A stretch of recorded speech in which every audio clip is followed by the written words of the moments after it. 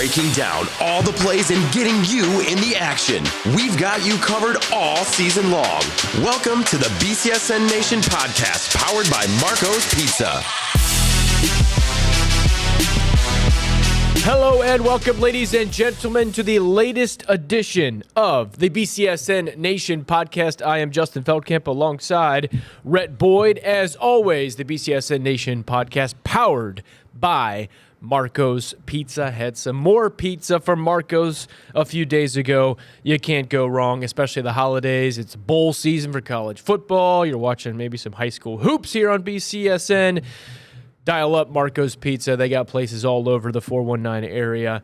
Check out Marco's Pizza. All right, so each and every Wednesday at 3 o'clock, the latest edition of this podcast drops on Apple Podcasts, Spotify, Amazon Music, Google Podcasts, iHeartRadio, and BCSN Nation, BCSN's YouTube page as well. So 3 o'clock on Wednesdays, that's where you can find us, BCSN Sports, on all of our social media channels as well. If Rhett's here, albeit in his ugly sweater, Christmas sweater, it's Alf.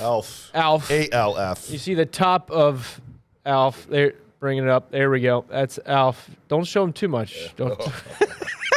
No, don't worry. Don't worry. Nobody wants to see that. I hope one person does. Well. But that's neither here nor there. That's for a different type of podcast. But, Rhett, with high school hoops going towards the holiday season, you got some lull period time. I was doing the UT coaches show talking to Coach 𝗦𝗽cije 𝗶𝗶𝗵𝘁𝘶, and UT women are playing one game in a span of 23 days within the month of December. But at the high school level, you know, with your coaching experience, what are the goals and objectives? What are you trying to do during the month of December? Well, as much as it's nice to where school is done, and as players and coaches, you can dive directly into basketball. Yeah. Sometimes as coaches, you hate this time of year, to be honest with you, because you get out of your routine. Players get out of the routine, you know, where you're up at a certain time during the school, the school year or school week, and then now over break, you know, guys want to sleep in, or they're up till God knows what hours of the night, and you really get thrown off. You know, your whole body clock gets thrown off a little bit, and you know, sometimes that can throw a wrench into how effective your practices are. Yep. You know, games and things of that nature. So there's pros and cons to it, definitely. All right. Each and every week we're going to go through during the high school basketball season, focus on the BCSN area conferences, the TRAC, NLL, City League, and TAAC. Sprinkle in some other stuff as well as needed. But let's go with the Three Rivers Athletic Conference boys side, and noting some games from this past weekend, this past Friday, our main slice of games, Game Day Nation and overtime on BCSN. Central Catholic down early, but then blows past St. John's to win 56-41. Let's start with that game. Central Catholic, as many people know, had a bunch of football players go all the way to the state championship. The Irish won it all, so they delayed some of their games, not all of them, and they kept this December 16th matchup against St. John's, and Central came out and performed very well in front of the home crowd. Yeah, and I think this is one of the shockers, maybe only because of that, of what you just said, the schedule that they've had to endure. They've only been together for maybe 10 days. Right. You know, and then you go in and you play one game last Saturday on the road against Akron St. Vincent St. Mary's just to get your feet wet. And you come back into a big-time league matchup right off the get-go against your rival.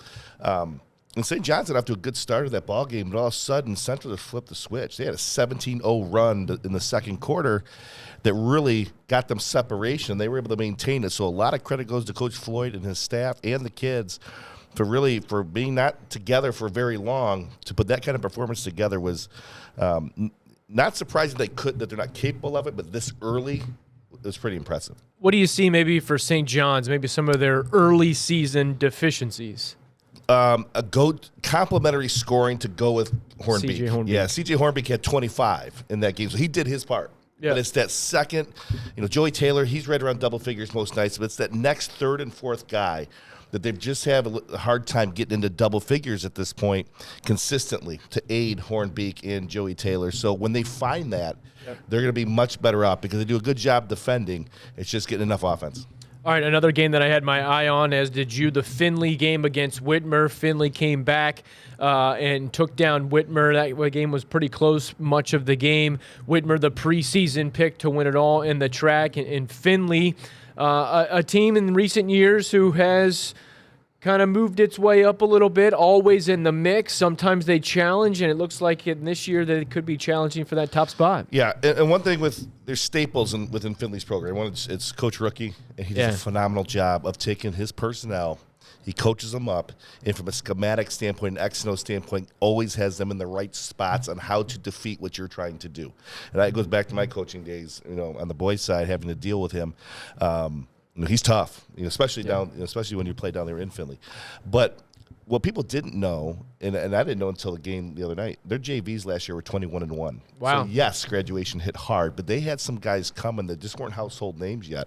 And I think we saw one of those guys on Friday night in 𝗦𝗽cie𝗿𝘆, who had 17 points in that ball game. Jake Bishop was right on the 13, 15-point mark. But he did a great job just finishing around the bucket, offensive rebounds. And what they did, and Whitmer was hampered a little bit. They've been beat up with health issues this last week, and that game was no different. But they got their pressure got dissected by Findlay. Findlay did a great job of spreading out the pressure, making those traps longer runs to get to the traps. Yeah. They diagonally hit middle, diagonally hit opposite, and hit lay-ins. A lot of easy baskets in that ball game. And so give Coach Rookie a lot of credit. That's a big-time win. That's 2 big-time wins now for Findlay, right? At St. John's, at Whitmer. Yep. Because what that means is in January and February, St. John's Whitmer have to go to Findlay. Right. That's a tough place to play. Yeah, keeping in mind Findlay got that solid win last Friday, but they did follow that up on Saturday with a non-conference game loss to Defiance, 61-47. So Findlay obviously not world beaters just yet. And Central plays Findlay on Tuesday night. So we are taping this podcast on a Tuesday. It airs and drops on Wednesdays at 3 o'clock. So Central versus Findlay could be a topic for our next episode that will be in the new year as we take next week off for the Christmas holiday break. All right, let's go to the Northern Lakes League on the girls' side. Springfield and Anthony Wayne, those are the 2 clear-cut teams at the top. We mentioned that last week as the top 2 teams there.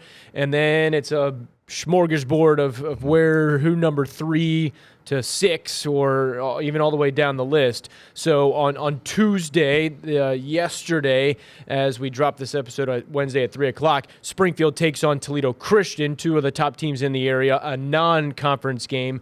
But in the NLL girls side, Rhett, with Springfield and Anthony Wayne, what have you seen from them in the past week and maybe some other NLL chat? Well, I do think you're right. They are clearly the top 2 teams in that league, and it's going to be a race for third, I believe, with everybody else, and that's just the way it looks. That's the way it's played out so far early on in the schedule. Yep. I'm really curious. I guess we'll, when that TC Springfield game, be able to talk about that one. I'm going to be on the call for that one, so it'll be interesting how that plays out. But I think Springfield's done a good job. They dropped a game to Laurel, who has a couple Division I talent on that team, young talent. And Coach Hodges said that was a great learning experience. He goes, because in a big-time environment like that they played, and they were nervous. And nerves got to them early. They got off to a rough start. And by the time they got their feet settled in, it was too little, too late type of thing. He goes, it was a great learning experience that they're going to have to learn. When the lights are the brightest and the games are the biggest, they have to be ready mentally, physically, emotionally, for those ball games, so you don't dig yourself too big of a hole against quality competition. But that's why you play those games now, and that's why you played Anthony Wayne already. So they're getting battle tested. The Toledo Christian game is another one. They'll be battle tested, and that's all. That's what you want. You want to harden the metal of your team. Right. So for that stretch run in February and then March. Yeah, They've played big games. They've already beaten Anthony Wayne, like you just mentioned. But going on the road, I think that was an element because I did a little feature story with Springfield a few weeks back, and they scheduled tough purposefully. And they played in the bigger games in the postseason last year and came up short. And they were just kind of shell-shocked against Anthony Wayne last year in the district championship game.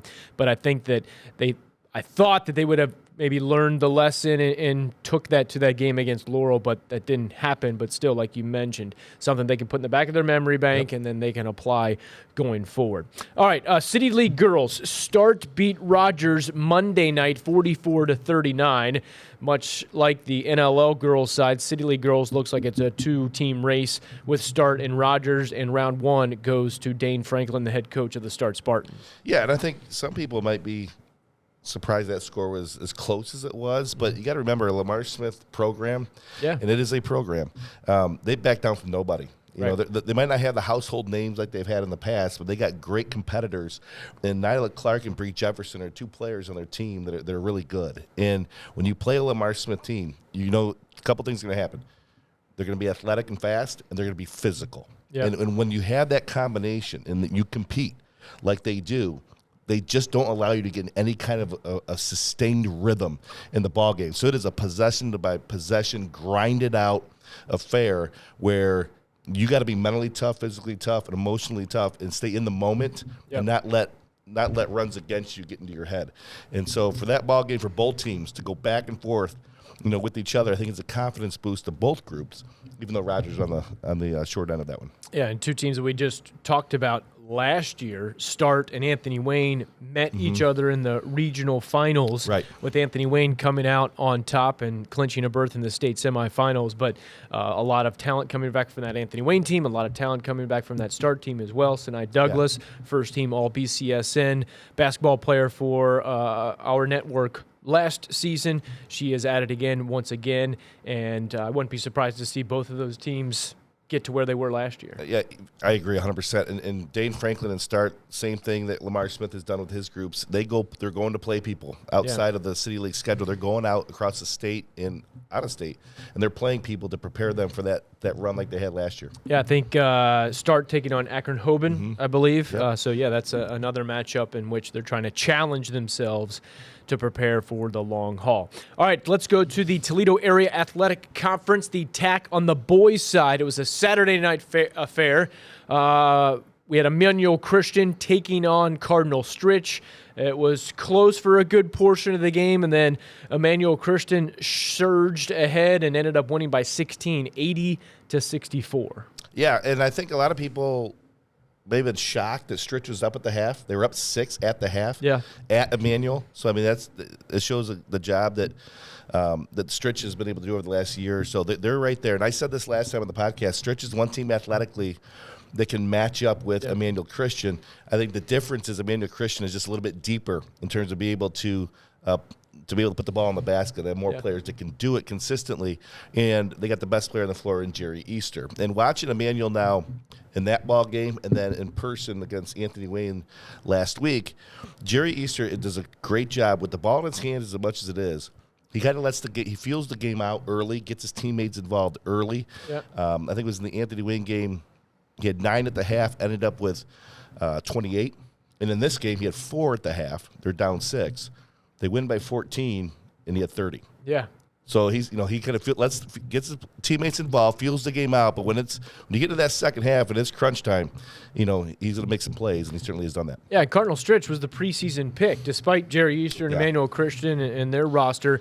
Cardinal Stritch was the coach's pick for the preseason to win the TAAC. So it could be those two teams not only here in the early portion of December, but come February when they'll meet again. Well, and they got talent. And they got Christian Burton, he had 19 in that ball game. Breon Hicks had 16 in that ball game. They got talent. And like I said, they can match up and play it differently, different styles. Stritch can. It's just Emmanuel can too. And they got the best player on the floor in Jerry Easter. So that was a great ball game. I'm looking forward to the second round, the second time around when they play. Because you got to remember too, and I think maybe why did Stritch get picked over him is I don't think many people knew how good Nate Miles Jr. is for the freshman for Emmanuel Christian. He had 27 in that ball game. 19 of those were in the first half. The other night, big reason why they came with the victory. Yeah, the schedules for both Stritch and Emmanuel Christian to finish out the calendar year here. Stritch is going to be taking on Paulding and St. Mary's, and then Emmanuel Christian takes on Northwood, and then 2 games within their Warrior Classic tournament as well. So we'll see how all of these teams end up come January 1 on the next podcast. Okay, time for the question of the week. It's time for the BCSN Nation Podcast Question of the Week. Send us your question on Twitter, Instagram, or Facebook using the @BCSN Sports and #BCSN Podcast. All right, Rhett, so as many of our viewers hopefully know, we could have some snow coming to really the whole Midwest and our area come Friday. So there have been some adjustments for the high school basketball schedule. There was a tournament in Defiance that was supposed to be Thursday and Friday involving Anthony Wayne, Defiance, St. Francis, and Olentangy. But they have pushed that up to Wednesday and Thursday, so I wouldn't be surprised if some area schools, athletic directors, coaches make some similar changes as well. But let's, for the sake of this topic and this question of the week here on the podcast, we have a big boys matchup, a TRAC NLL showdown scheduled for 6 o'clock on Friday as of right now. Central Catholic at Perrysburg. Two powerhouse football programs, and for this season thus far, two powerhouse basketball programs. So Central Catholic, we've talked about them. We've talked about Perrysburg in recent podcast episodes. They're the first place team and have gotten some solid wins in and out of conference already. Who do you think has the edge? That is the question. Who has the edge between Central Catholic and Perrysburg? It's a great question. You start racking rosters and numbers and matchups. It's pretty even. Yeah. But I think right now, I think Perrysburg's the best team in Northwest Ohio right now. Okay. Just because of what they have coming back. Talked about Matt Watkins, Austin Schultz, and the Hunt twins, but it's what they've done so far too. On the road win at Whitmer, on the road win at Anthony Wayne, and they've been they won by double digits in those ball games. And I think we talked about last week, how are they going to handle being the hunted versus the hunter? They've handled it extremely well up to this point. Matt Watkins, Austin Schultz averaging 18 points a game apiece. You got Avery Hunt, 9 points, Andrew Hunt, 7 points. So they got some depth, and they got size and length within that depth of scoring, and guys that have been there before. So I think, Central Catholic, when you look at their roster, Michael Greenlee, veteran, Micaiah Leach, his second year of varsity basketball, Isaiah Brenneman, third year of varsity basketball, Tywan Clark, you talk about in the battles, the lights are the brightest. They can go too. There's no doubt about it. I just think Perrysburg is just a little bit deeper in terms of being able to score consistently than maybe what Central is at this point. But the beauty of it is you got to play the game. So I do think Central's going to be a high seed in the Division II state tournament. Yep. Perrysburg's going to be an extremely high seed in the Division I state tournament, if not the 1 seed. So it's going to be a great matchup. I think right now, I'll give Perrysburg the slight edge. Yeah, and taking a look at their schedule, you talk about coaches who schedule a tough schedule and tough competition. So Perrysburg this past weekend beat Columbus Walnut Ridge in overtime 81-74 as part of the Coach Q Classic down at Lima Senior. And then they're playing Wauseon, Coach Chad Burt, solid program in the NWOAL, taking on Central Catholic, as we just mentioned, and then Rossford, arguably the best or one of the top two teams in the Northern Buckeye Conference. They got a number of college-level players led by Derek Vorst, who's going to be playing at Indiana State next year. But those 3 games are going to be taking place in the month of December. So there's no rest for the weary for Coach Dave Boyce. No, because I think you see, when you got that group, that group, guys that have seasoned, veteran, talented pieces in terms of different positions. When you have that, it's hard to get consistently. Yeah, you got to go. And don't leave any doubt. Let's go play everybody and see where we're at. And certainly Coach Boyce has done that. All right, so we are looking forward to that. Fingers crossed that game happens one way or another. I'd imagine if for some reason snow does postpone that it will just be a postponement, and they'll reschedule it sometime later, because we at BCSN would love to broadcast. That's part of a girls-boys doubleheader, 4 and 6 o'clock tips as of the recording of this podcast. But looking ahead at our schedule here on BCSN on Wednesday, December 21st, we have boys side Springfield at Toledo Christian, girls basketball Bowsher at Northview, wrestling matchup between Northview and Springfield. On Thursday, boys City League, Scott at Bowser, hockey, Northview at Anthony Wayne. On Friday, in addition to that Central and Perrysburg game, we have Bowling Green at Fremont Ross. I think that game is actually going to be postponed as well. And so Friday could just be a total wipeout. We likely are going to have the Toledo Walleye. They're going to play the Wheeling Nailers, so check that out on BCSN. And then looking ahead to maybe Rhett, we can talk about some future matchups here that are be appealing on the BCSN airwaves. Let me pick out one here. We will be broadcasting that Rossford versus Perrysburg game on Thursday, December 29th. We also have the Clay High School Tournament boys and girls championship games there on Friday, December 30th. And we have a Jingle Jam out at Cedar Point in Sandusky. A number of area teams playing in there. Some of our BCSN Erie broadcasters are going to be taking care of that. But any of these matchups appeal to you initially? That Rossford-Perrysburg game obviously stands out to me. Yeah, it does. Me too. And I also like the one that's going to be coming up. You mentioned it on Wednesday, the 21st, when we launch this podcast. Springfield at Toledo Christian. Yep. Springfield, the team that's been down at the bottom of the NLL the last couple of seasons, but this is a team that can finish third or fourth second, third, fourth in that league this year. They can really make a push to that upper half of the NLL. Coach Linehan's got a group that, again, pieces. He's got point guard play. He's got size inside. He's got guys that can shoot it, slash.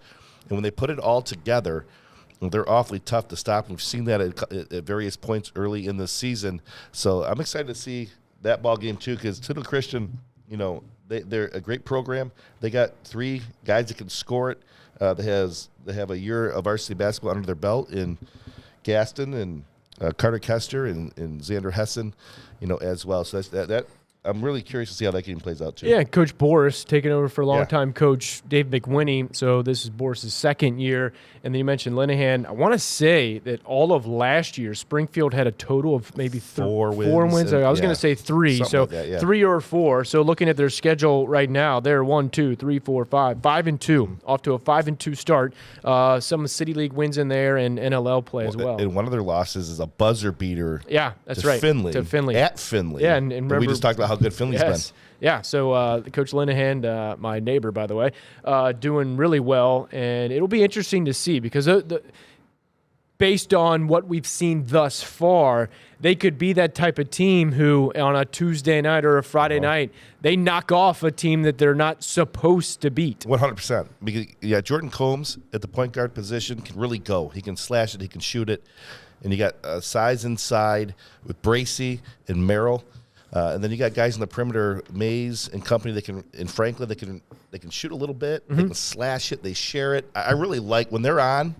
They're really tough. They're really tough to beat. They had a 2-point game with Anthony Wayne, which they came up a bucket short, but been extremely competitive even in their losses. Yeah, we're almost out of time here on the BCSN Nation podcast, powered by Marco's Pizza. Some programming notes. You'll see Rhett in our studio on Friday nights for Game Day Nation and Game Day Nation Overtime. Due to the volume or lack thereof, on December 23rd and December 30th, we will not have a 7 to 10 o'clock BCSN Nation, but we will have a Game Day Nation Overtime starting at 10 o'clock. So Rhett will be off December 23rd. Deion Thompson will be in with Mark Kuntz. And then on December 30th, Rhett will be with Mark Kuntz for Overtime on December 30th. And then this podcast taking a break next week for the holiday season, but then we will be back at it on January 4th will be the next episode of the BCSN Nation podcast. Thank you for listening and or watching. We appreciate it. We love showcasing high school athletes, students, teams, programs in this area. So we will be here all season long as we go forward into 2023. For Rhett Boyd, I'm Justin Feldkamp. We will see you next time